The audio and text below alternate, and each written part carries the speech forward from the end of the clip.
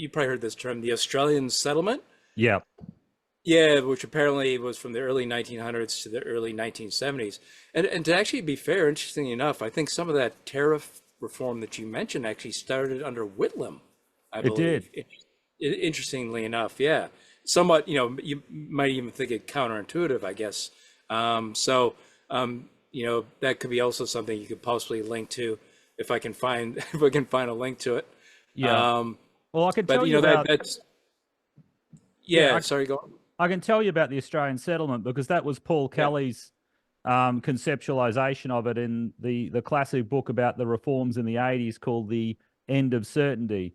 And I mean, his thesis was that what we had from, yeah, you're right, from Federation through to essentially the early 80s, although it started to be dismantled in the 70s, was Yeah. the Australian settlement. There were three elements of it, and this will be like the Spanish Inquisition sketch where you can't remember all the elements of it, or they couldn't figure it.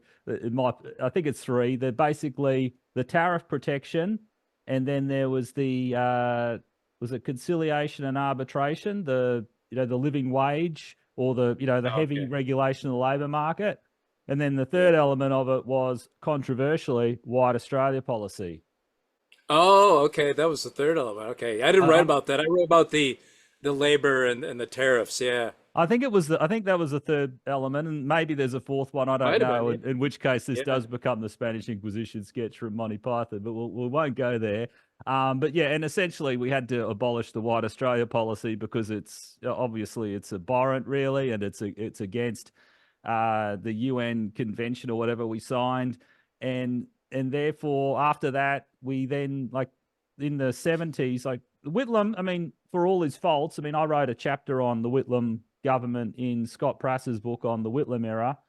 And I mean, look, they were irresponsible in many ways, but they did a lot of good things too. They actually started the reform of government-owned businesses. That was when they broke up the old Postmaster-General's department. We had a big government department that delivered the mail and also took care of telecommunications. So they broke that up and formed Australia Post and Telecom, which then paved the way to corporatisation and then privatisation of Telstra.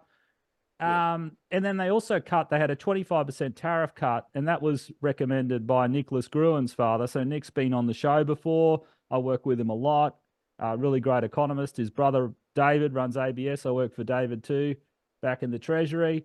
And there, Nick and David's dad, he recommended a 25% tariff cut, but that was large. From what I can tell, part of it was for microeconomic reasons, but another part of it was for macroeconomic reasons because the government was it embarked on this huge expansion of the federal government, and if you want to make sure you got the resources to do that, you want to get some of them from imports, or you need to take pressure off the domestic economy by allowing greater imports, and the way to do that is by cutting tariffs. So it was partly for macro reasons too. But that was also in a fixed exchange rate era as well. Yeah, exactly. Yeah, Yeah. so I mean, it's a whole different world. Like the way they thought about economic policy back then. It's a really different era.